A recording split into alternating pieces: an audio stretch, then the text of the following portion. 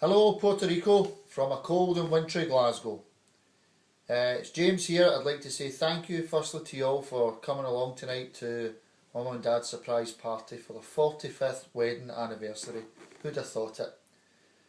I'd like to take you down memory lane a wee bit and give you a couple of insights and snippets about my mum and dad.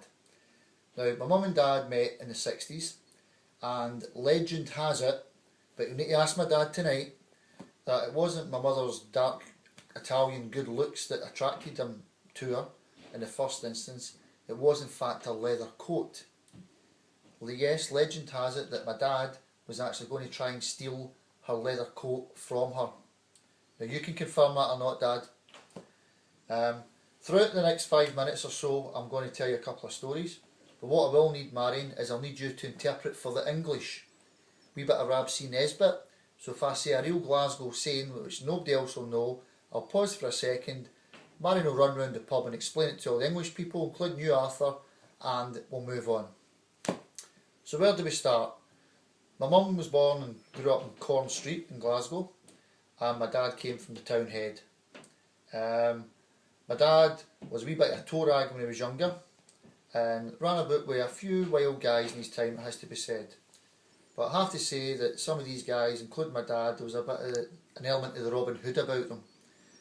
For example, Dad, you remember the time when my granny's neighbour, her man died young with no life insurance, and the woman had no money to bury her husband. And what did you and your pals do? You went and broke into the undertakers and stole a coffin for her. Yep, folks, without a word of a lie, Jimmy went in, stole the coffin, and that man was buried in that stolen coffin, but at least that woman was able to bury her husband.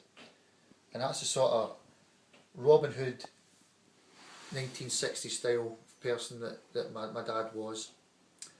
So I'll tell you about the time when my dad was going up to see his prospective outlaws for the first time, and he was going up to meet this guy here.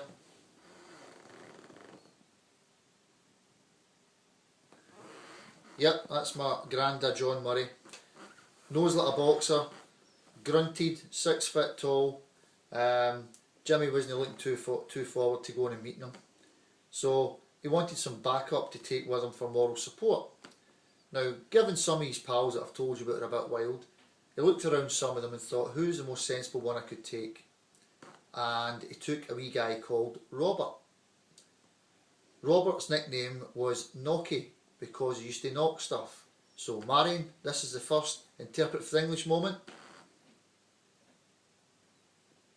Thank you, Marion. Yes, if you knock something in Glasgow, you actually steal it. So Robert could get in and out of warehouse vans, in and out of warehouses himself, at a blink of an eye. The guy was a real art. But how would I describe Robert? He was like a fat Elton John. So you can imagine Jimmy, and he was a wee bit lighter, a wee bit thinner then, he had a wee bit more hair, sitting at the edge of a couch, like a quiet wee lamb. Yes, I kid you not, Jimmy that walks about Puerto Rico with his Celtic tope, singing his songs in his shorts, with his belly hanging out, was like a wee quiet lamb sitting on the couch, nodding his approval, yes Mr Murray, no Mr Murray. Meanwhile his pal Robert was in the kitchen making the tea with my nana. Now during this conversation my nana did say to Robert, I must apologise about the state of that low-bay carpet. Marion, interpret for English. Thank you. Lobby is your hall. So basically when you're in my nana's house, the hall was a wee bit threadbare, hall carpet. So Robert duly looked at the size of this hall carpet. Within the next week, miraculously found himself in a carpet warehouse when nobody else was in the warehouse. And within a week, my nana had a brand new hall carpet and underlay delivered to her house. And I think that maybe swayed you and put you in the good books with my nana. So that's where they first met. They were married in 1967 in December, and not quite 9 months later I popped out. I think that was because, as my ma says, she didn't kick the biscuit tin away quick enough. So Marion, another interpret for the English moment. Thank you. Yes, adequate contraception wasn't used during an intimate moment, and 6 months later, moi popped out. May 1968. I was followed by my brother Stephen, and it was the day of Princess Anne's wedding, in fact, in November 1974. And my mum had quite a tough time during Stephen's birth, basically because he came out with his school bag and his school shoes on. As you can see from this picture, he was a heifer. That's a chubby boy.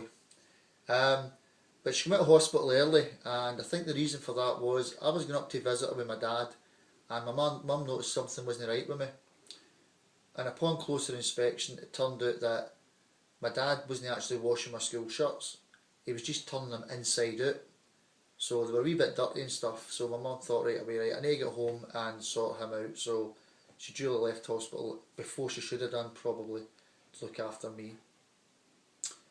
So we stayed in Endrick Street, first of all, which was a wee sing-a-lane. Marion, interpret for English. Thank you. A sing-a-lane is basically a room and kitchen, very, very small. We then moved to Flemington Street, where we were upper close. Marion? Thank you. Upper close is one of those traditional Glasgow tenements that you sometimes see in documentaries.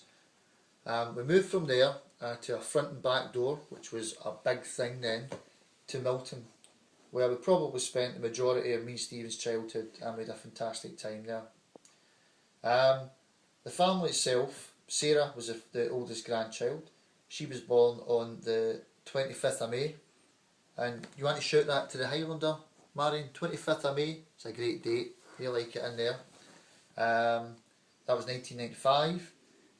Followed by Rebecca in March 1997. And then Kieran was born, his oldest grandson, in August 1999. And then Shorty came along, Christina, who's not a grandson but it's really a tomboy. She was born in 2005. And we've had another chubster, Stephen's boy Lewis, who looks about 2 but he's actually less than 1. And that's the extent of the family at the moment. So we're no there, trees, don't worry, don't look behind you, we're no there, honestly, I can assure you, but we just I want to send this wee message to let everybody know a wee bit of your background. I hope you have a fantastic night. I know that we miss you, and I know that you miss us. No, me and Stephen certainly, but the grandwins. You miss the grandkids, and they all miss you. Moving out there is still the best move you ever made. Despite selling me your Duff house, I think you've got a son in your back. He's still alive, which is remarkable. But the most important thing about moving out there is that you've actually found what I would call a true friend to both of you and Marion. Marion, I'd like to take this opportunity on behalf of all the family as Heed spokesman to say thank you very much for making tonight a special night for them. Obviously we can't date when you're back here. You are a true friend to both of them, and I really appreciate what you've done for them, so thank you. So have a fantastic night, and I'm sure we'll hear about the stories soon. Love you, take care, bye bye.